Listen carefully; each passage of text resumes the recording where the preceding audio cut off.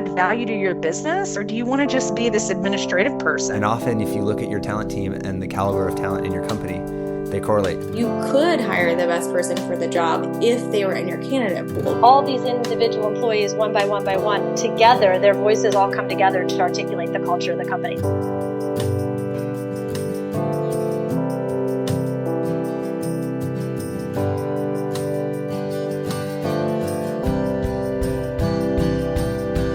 This is hiring. Hiring on all cylinders. All right. Hello, podcast land. Rob Stevenson here at the helm of Hiring on All Cylinders one more time, and untrue to form. Today's episode is not brought to you by Hendrick's Gin. It is actually brought to you by Trumer Pills. So shout out to the sponsor, official sponsor, who is going to be sending me buckets and buckets of free material when they hear this.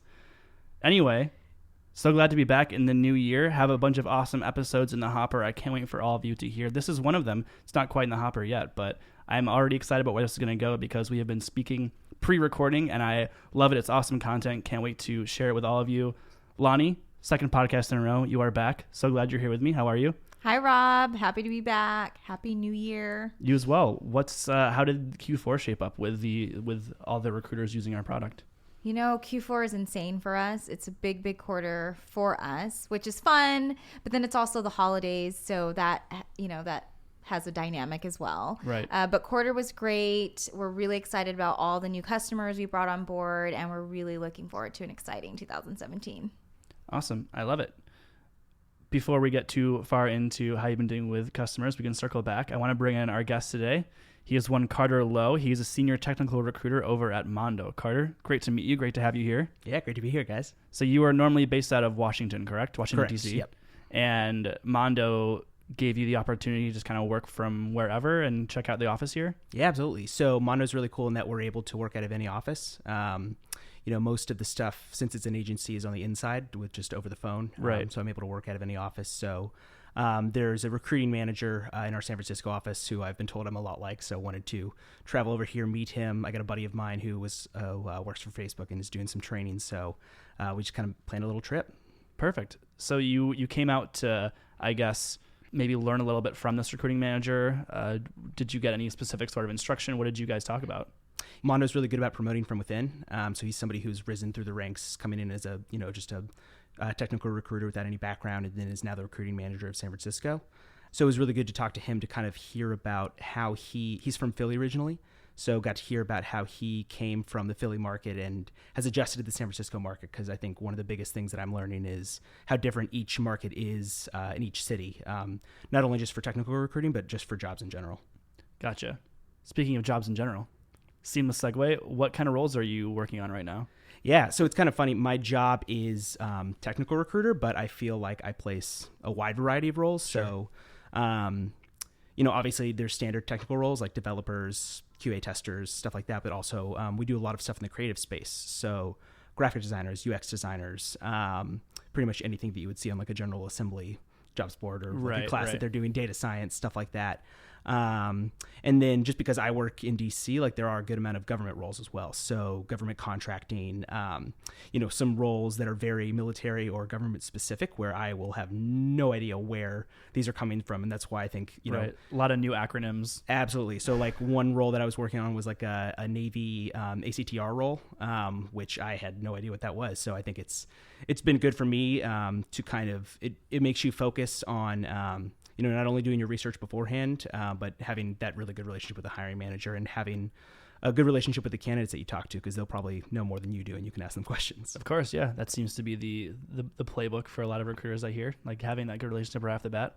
Loni, you spent a lot of time in the agency world working at them and then running your own one before you graced Intello with your presence. And you were mentioning earlier that you think that whether you end up in-house or stay in an agency, that it prepares you really well for lots of different roles. Why is that? Yeah, I think so. I don't think there's any right way to be a recruiter. There are recruiters that start off as an agency recruiter and then they move in-house. And then there's other recruiters that have been really successful starting in-house and then moving to the agency side. And so I've seen both cases work really well for certain people. And I've seen people that start off in agency recruiting and then went off to do something completely different, which is also great. But I do think that agency recruiting and internal recruiting or in-house recruiting, they're extremely different. Right. When you are an agency recruiter, you have like multiple different cells that you have to make. You have to find the client, or the agency has to find the client if you yourself are not finding the client.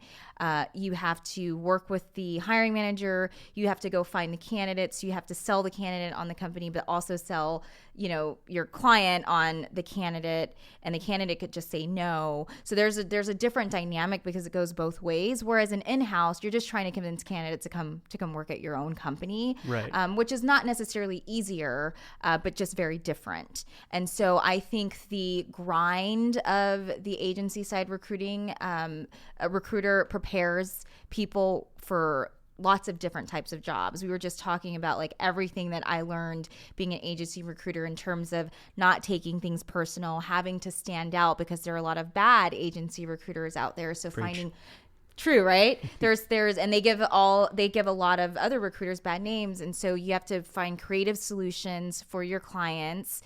You have to build a network, especially if you're in the technical recruiting in the Bay Area. That's just a hot market. So candidates can work with any recruiters that they want to. So how do you stand out?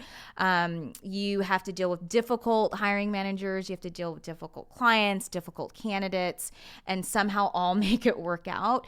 So I think no matter what people end up doing, it's a great like training ground for just business and just professional development in general. You said that you can't take things personally. Why is that the case? Like, are you in that situation often as an agency recruiter? You are. I mean, you're often rejected all the time. So it's like when I would come to work as an agency recruiter, it's like you're literally getting dumped or rejected every single day. Oh, yeah, okay. And how do you deal with that, right? You can't take it personal. You have to develop really thick skin. So Carter, are you much better at getting dumped now? Oh yeah, so good at being dumped. It's like prom all over again.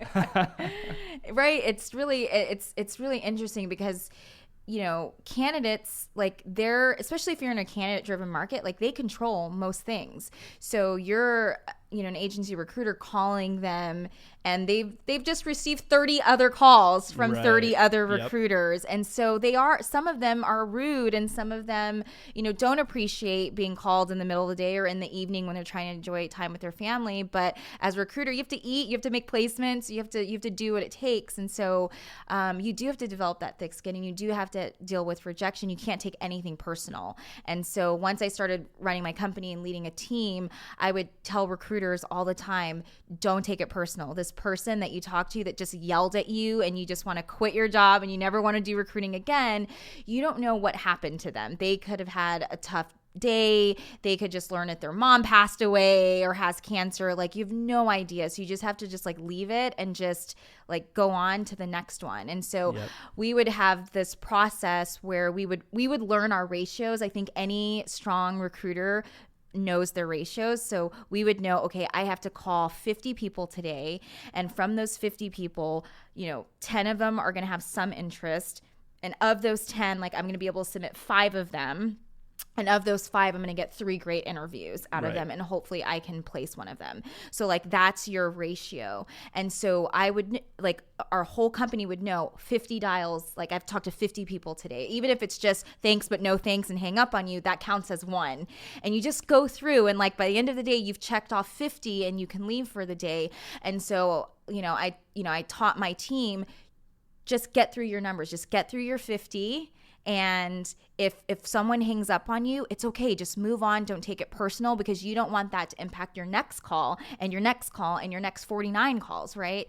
So that allows people to kind of detach from like the emotion of it and treat Gotcha. it more like a numbers game. Because I do think recruiting, it's relationships, of course, but it is a numbers game, especially when it comes to agency recruiting. Yep. And I know that if I made 50 dials every single day and talked to 50 people, or got 50 people on the phone, maybe that was 75 dials, but talked to 50 people on the phone, I knew that I was going to make my placements that month. The numbers just always worked out. So when you can do that and you can use data and you can use your ratios, then you detach from the personal, taking things personal, and you detach from the rejection. Because if you're a recruiter just thinking about a placement and this candidate just hung up on you, you're gonna think like, gosh, how, like, I'm never going to make a placement. I'm what's never wrong going to with me? get someone hired. You know, this person just yelled at me. But if you're thinking about it like, nope, I just got to get 50 dials today. Exactly. Right? I don't know. Is that similar? I don't know how you guys operate there, but like, does any of that resonate? Yeah, I mean, definitely the, all you can control is your activity. Yep. Like, I think, like, in that way, it is kind of like sales. And even though you still have to create those relationships, like, it is all you can't control whether somebody hangs up on you, but you can control, whether you're going to pick yourself back up again. Obviously, like, every process is different. For us, we go more by submissions. Mm-hmm. But I think it's interesting, like, every single staffing agency, every single company in general has their own process. And I think that's something that's, at least in my experience, that I've learned a lot at Mondo is the importance of process and being able to set that with hiring managers from the beginning. And I think that is, like, something unique from the agency side that I don't know, just because of the speed at which it moves, that I don't know whether that's as much in internal recruiting. I'd agree with that. I think with internal recruiting, one, the company a little Right. more, so you sometimes don't have to do as much heavy lifting initially with your hiring managers as you have to, like, with agencies. But you said, recruiting is sales, and it, like, anyone that says recruiting is not sales, they're so wrong. Like, it's even harder than sales, because if you're selling products or you're selling software, not that that's easy, but recruiters are actually selling a product that can say no. The product could actually say, no, thank you, I don't want to be sold today, please. Right, exactly. Like, that's even harder, right? And were you running so we do a split desk. So, I'm just recruiting. I'm not the direct point of contact for the hiring managers. When you first started out, or you had your agency, were you doing biz dev as well? Yep. Okay. So we did it. I did it all. So I had to go and get the client and make sure they trust me to, like, work their job. And then I'd have to go work the other side of the desk and actually do candidate fulfillment. So I did that when I first started, but I found that I was much better at the, like, candidate fulfillment side, the recruiting side of it, than the business development side. That was way too salesy for me. But I did have to start off doing both. Which is usually the opposite. Like, I think most agency recruiters that I talk to, they start off doing, candidate fulfillment, and then they might move into doing, like, more of the client, management, bringing in the business. But for smaller boutique companies, you frequently see people working full desk, so they're doing, both sides of it. It's all hard. Yeah, of course. When you said that some of these candidates, as an agency recruiter, are getting reached out to by 30 or so people, that can be the case definitely for any recruiter, especially if you have, a very specific role you're recruiting for, very in-demand talent. Certainly some recruiters here in the Bay Area, when they're looking for software engineers, those people are inundated with recruitment messages. Is it a similar story for agency recruiters, or is it that agency recruiters look in the same places for people that they might be able to place? Like, because if you are going to go out there and look for active candidates, like scour job boards, like, is there that possibility that you're looking at the same candidates as everyone else? Yeah, absolutely. I think it depends on, like, the size of the company. So, like, a boutique agency might not have access to those job boards. Most of the candidates that I get to talk to are active, which is good. But, for tougher recs, like a data scientist or, a really specific software engineer, or, somebody who has to have this specific security clearance, that can get a little bit trickier. So, I definitely think that, more active a candidate is, obviously, the more reached out to they're going to be. but it's kind of an inverse relationship. Like the more a candidate is active, they're already looking for jobs. So they're not necessarily going to have a negative reaction to being reached out a bajillion times. Exactly. Whereas like somebody has like a LinkedIn with 3 things on it and you somehow find their phone number is not going to necessarily be as pleased. They didn't ask for it. Yeah. Exactly. All right. So what's your kind of sourcing strategy? I want to hear a little bit more about your game. I'm giving trade secrets. Yeah. Yeah. So, I mean, most of our stuff, obviously, speed is key. We run kind of like an agile process in terms of like having morning meetings, doing sprints, stuff like that. So I would say that I mostly work off of jobs boards. If I am really hurting on LinkedIn, that means that this is either a really tough rec, the market is really dry, or the budget is not up to where it needs to be. So at least in my experience, like it is obviously a lot easier to source active candidates. But if you're a company, like that can be a big expense. So I think that ideally you should be able to source any role and, off of different, a question that's often asked to me is, if all the phones went out and the internet wasn't working, how would you find this candidate? Right. And I think for me, that goes back to relationships. Being able to go to somebody that you've placed and say, hey, like, I know that you have connections in this area. Where do you think that I would be able to find people? I first got into it. I can remember there was a day when like I was in college and I found out what an informational interview was. And I thought that was like the coolest thing in the world, that you could just go to people and talk to them about their careers for a while. Yep. And I do think that it's like kind of why I'm recruiting now. And I think being able to have that skill and apply it with candidates to really understand, even though it's agency, you have to move fast, but to be able to talk to them and really understand the nuances of the business. Not only does that buy you credit with them, but it makes you a better recruiter. Of course. Yeah. Yeah. And God, a challenge that strikes me of the agency world is so much is out of your hands.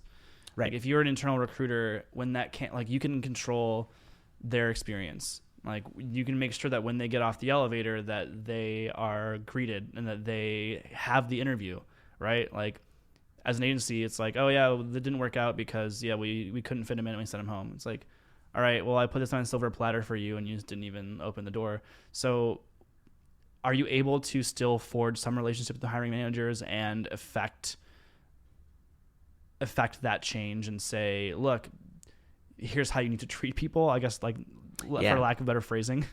I guess I would my pushback on that is that could happen with an internal hiring manager as well. Of course, do you know what I mean? The budget could be pulled or something like that. Obviously, it can be extremely frustrating if you have a hiring manager where there's just a lack of communication. But I think it's even more important in agency recruiting when you're not necessarily seeing these people day to day, and especially for me when I'm running a split desk, to be able to have really great account directors, really great salespeople who have those relationships already and are able to communicate in that way. Sorry, catch me up. What does it mean to say that you're working at a split desk? Yeah, so from 15 minutes ago on the podcast. No, I'm just Yeah, kidding. yeah, When yeah. I explained it. No, I already mentioned it, but like, wait, so that like No, the I'm half just joking. between like, is that the difference between like going out and finding people to companies that will use you to hire and candidates that you give those companies? Yes. Okay, right, gotcha. I don't have to do business development, thank God. Right. So like, you were saying like a lot of agency recruiters get yelled at. Like, God, I can only imagine like sales. Oh, it's so bad. That's where I think. Do you have any horror stories? I do. We would have to, because even here at Intello, like I feel for our SDRs, because they, as soon as they say, oh, Intello, we're recruiting, people automatically think we're an agency, and they're like, sorry, we're not working with agencies, click. And they're like, we're a software company. And so it's really sad, because agency recruiters, they have to call and they want to work your jobs. And so a lot of hiring managers and a lot of HR people just get inundated with business, development side. And so that was the part I hated about it. And so what I would do instead, I don't know if this is whatever. I would always. There are no rules. There are no rules. I would cheat the system. No, what I would do when I was trying to do business side, bring in the business and get clients to work with us and use our services, I wouldn't approach it that way. I would actually approach, and I would never even. And I love HR people, but some HR people, But- they're so threatened by agency recruiters. Absolutely. Yep. They don't think of agency recruiters as partners. They think we're trying to take their jobs away. And it's not the case, but it happens a lot. So if you are going to think that you're going to go into a company and go into HR and get them to use your recruiting services, it never happens. So what I would do instead, and I was technical, I would call up the director of engineering, the VP of engineering, and you got to go that way. And then you'll get slapped on the hand by HR, but whatever. And so instead, what I would do is I would call the VP of engineering as if I was going to recruit that person. Oh, stinky. Very sneaky. So, and it's, there's like a term for this in agency. It's like, oh man,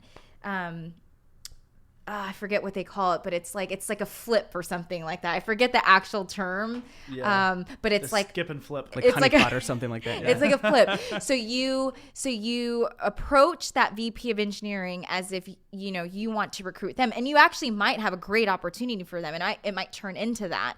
But as you start talking about their background, you start to hear like what they're hiring for, and then you stand out as a recruiter. Then they're like, you might be able to help me with some of my roles And if you go, do. gosh, you think? Exactly. And well, what do you know? Like, Yeah. what roles are you looking for? I have this great person, maybe.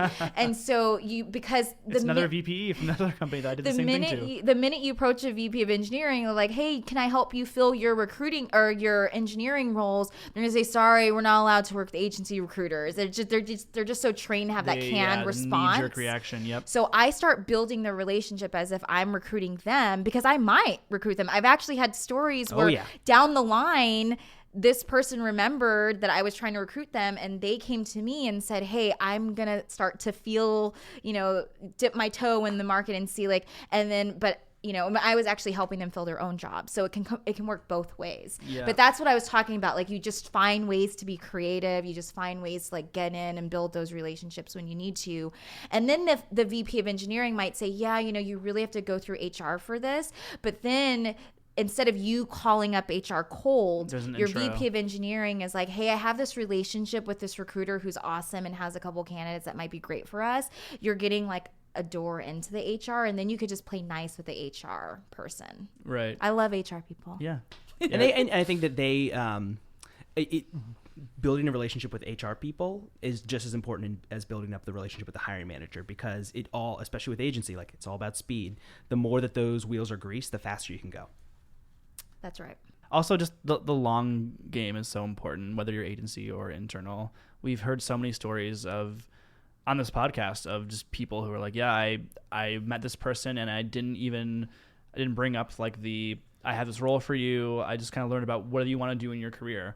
And then maybe you have something for them, maybe you don't. But then if that stays the same, if they still continue to have similar kind of aspirations and goals down the line, now you have something for them. So you foster these relationships and you position yourself not as just someone who's trying to be selfish and do something for yourself, right? It's just let's find something that actually fits for you. And you probably have a much easier time doing that. Yeah, it's all about the relationships. I mean, I can tell you, there were companies that just refused to work with us, refused to work with just recruiters in general. And I would just continue to just build the relationship, just little over time, because eventually they're going to have a role that's hard to fill. And that's when I think agencies are golden, right? When they've tried, they've come to you and they're like, we've been trying to fill this role for 1.5 years. And they're at that point, they're just desperate. If you have built a long-term relationship with a hiring manager, with an HR person, and they get to that level where they're a little desperate, they're going to remember you. And so many recruiters, like you said, they don't play the long game. They're just all right now, oh, you don't fit this job that I'm trying to fill at this moment, I don't even want to talk to you anymore. Yeah. Candidates have told me that even at the end of the call, if we get to the point where it doesn't look like this is going to be a good fit and I'm not going to be able to place you for this actual role, candidates are like, recruiters, like within 10 minutes of the phone call, they just get dismissive almost, like, oh, you're wasting my time, I don't need to talk to you, you're not right for this. And like, that's just such a lost opportunity. Like, you should spend the rest of the call, like 20 minutes, whatever it's supposed to be, finding out about that person, because you never know the job that you get tomorrow that you're supposed to work on, that candidate could be perfect for. But you are just so short-sighted trying to place the job that you're working right this second that you didn't even take the time to really learn about all of their hot buttons and all of their like skill sets that you could actually leverage to place them somewhere else. Yeah. It's like never burn a bridge. Yeah. Carter, you have any horror stories? You ever Yet. catch a lick from candidates or companies? You know, what can I say? What am I allowed Anything. to say? No. You know, I think a lot with developers, like just because they are bombarded, you can get screamed and yelled at. With emails sometimes, I think there was a gentleman who like CC'd my CEO on an email. That was fun. Just like, you know, saying... Oh, and you love the passive-aggressive, like, yeah, CC? or just regular aggressive. Just regular aggressive. Plain old up in front aggressive, yeah. Yeah. I haven't had ones where I'm truly like... Oh, there was a guy who like looked up... my background was in theater. I always compare recruitment to casting. Yeah. And there was a guy who like looked up like where I'd gone to high school and brought it up, and that was really scary. Yeah. So yeah, that was probably the best one. Wait, like in what capacity, like, did he bring up your high school? He just said, "Oh, like you're doing theater, right? Or you did theater before. Like, did you try to be an actor and fail, and then now you're doing like recruitment stuff?" And I was like, "No, actually, it was like a really mindful decision that I made after like really like soul searching on what I do in life. But yeah, sure, no, go ahead and make that assumption." Yeah, I really enjoyed being in the chorus of Fiddler Yeah. on the Roof, but you know, at the end of the day, I became a recruiter. Yeah, we did Fiddler after I graduated, so Oh, too bad. year after, so close.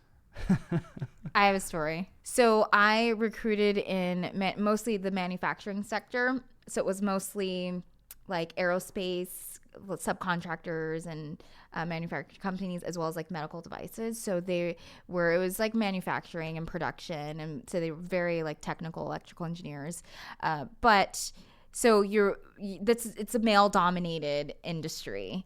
And I went years without placing one female in companies. It was just like, I was like, really? Like, this is so bad. But so at the company that I ran, we had a policy that we won't work a job without going to that company. So we would travel around, meet with all of our customers in person, tour their facility, like tour their see the culture, like, so that it would really help us when we talk to candidates about what it's like to work at these companies, because we've met everyone, we've toured the facilities and things like that. So we're definitely not going to say the name of this client, but we were working with this client, and he was very seasoned, and we were just finished the tour, and we were sitting down, and there were probably about 8 people in the room, and we were talking about like how they can use our services in all the different roles and what they're looking for. And this was like someone pretty high up. He was like a C-level type of person, and like has just old school, been with the company for a while. He was like, and we're asking like, what's important to you? Like, what are you looking for in candidates? The culture, everything. He said, it'd be really nice to get some eye candy around here. Okay. Oh my actual Lord, that is disgusting. Like, And what do you think our services provide here? Like, why did you come to this meeting? Who do you think we are? It was so funny because I'm in the room with my business partner at the time. Whoa. And we're doing the intake and we're learning about their company. And I don't even want to know like what my reaction was, because she just like kind of kicked me under the table, because I was just like, You're probably agape. Yeah. well, one, if it were a meeting and it was just she and I and him, I probably would have been like, like whatever, like he slipped that in. But there were 8 other people in the room. This was like, these were like VPs and like C-level people. Like, this is an institutional opinion this guy is sharing. in the room. And it was just like, Oh, God. like that. And so I was just like, yeah, not gonna happen. And Right. so we were like really questioning, like, should we like work with this company? Should we work these roles? How are we gonna feel about sending people to work in this environment? Right. Yeah, Like doing that to them. I mean, being being a female, I was like, it was a little bit, too much for me. But, manufacturing. Jeez. They're not all like that. That's a nightmare. I hope not. But speaking of, stories. Yeah. So, Carter, what roles are you looking to fill right now? You said that you're a tech recruiter, but you're kind of doing a lot of different things. What are like your hard, challenging roles right now? Yeah. So, I think the toughest one we're working on right now in the office is like a data science role. That's kind of, even in DC, that's kind of like the hot button thing because it's something that's really only come up in the past like decade or so. And it's sort of very nebulous as to what people are looking for when they say, oh, I want a data scientist. Right. Because a lot of these people come from, data science in general, like some people come from it from an academic perspective, and then some people come at it from the business perspective, and those are very different backgrounds, and like those people are going to speak very different languages, even down to the literal coding language, like whether it's R, Strata, or something like Stata or something like that. So I'd say that's the toughest thing right now. It's not a great area, so finding people who will relocate out there is tougher. But again, it's like it kind of goes back to activity. All you can control is sure how many people you call. So when you say they come from different disciplines, like the business function, academic function, do you mean on the company side of like what sort of role they're looking for, or like on the professional side, like their own background? Their own background. Okay. So then how do you distinguish? Just ask them most of the time. You'll be able to, with this specific role, the kind of business needs that they have, you'll be able to figure out what sort of things that what kind of business solutions that they need, and whether somebody, sometimes there's academic people that are able to do that, and then sometimes there's only business people who are able to do that, and vice versa. Everybody's background is different, and I think everybody's, especially with data, especially with any new field, I think that people's backgrounds determined how effectively they're going to be able to solve this very specific problem that a hiring manager has. And that's why, again, like building that relationship with a hiring manager is so crucial. And I would also say like the only reason that I know that is because about all that data science stuff is because I've talked to candidates and gotten coffee with them and asked them like, what actually do you do outside of when I'm in the office calling you all day? Yeah, exactly. So taking it one step further than like, all right, I just need to put these people, like trying to fill this role. You want to get to know them, which is not just a relationship play, but it's like your own personal development. It's like the more I learn about this, the better I can speak to future candidates about it. That's why I started doing technical recruiting, because I realized, I wanted to have a bigger impact, and I saw tech being a way to do that. And so being actually able to speak their language, most of my background is, with casting, which is very like a lot like recruiting, but also like being a director and being able to synthesize all the different people that you're working with and be able to speak everybody's language. Yep. And be able to, dictate, we're looking for these things with the design and stuff like that, is kind of where I come down on, building those relationships. How much programming or technical literacy does a tech recruiter need to have?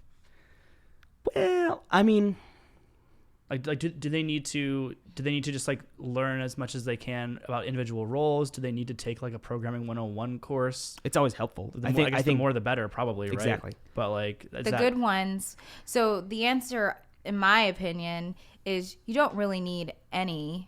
But if you want to be great, right, then it's definitely worthwhile to learn everything. I took intro to programming. I bought books. Like I talked to all of my engineering friends. Like I studied every single thing that I could about all the different types of technologies that our clients were using. And especially if you throw in like manufacturing and like and hardware and firmware and all of that too, not just software. I mean, learning software technologies is actually easy now, but back then when I was doing, like I was saying, aerospace, medical devices, manufacturing is really, very different.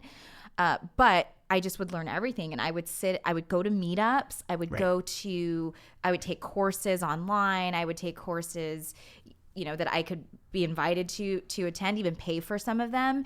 And it's so funny because when I talk to hiring managers, because I had to bring in the business too, and when I talk to candidates, they would ask me, "Are you a former engineer?" And I was like, "Yes." Probably like the biggest compliment That's you can ever receive. Compliment, because if you know how to talk the technology, you know how everything works, they'll appreciate you more, and they'll take you more seriously. Exactly. And so you're not just one of those recruiters that does not know what they're talking about, doesn't know the difference between hardware versus firmware versus software, and then you look stupid in front of them. And then why are they going to give you their time if you can't even do what it takes to learn their world? And so I think, you were talking about data science. This is huge now, and it wasn't just a few years ago. This wasn't a real thing, and now with big data and all, it's just so big now. And I remember going to a meetup here in the Bay Area, and I was like, I am having to work my very first data science role, and I don't really know anything about this. And so I just want to learn. I want to go. I want to take notes. I want to ask questions. I just want to learn it as if I was going to be interested in going into data science.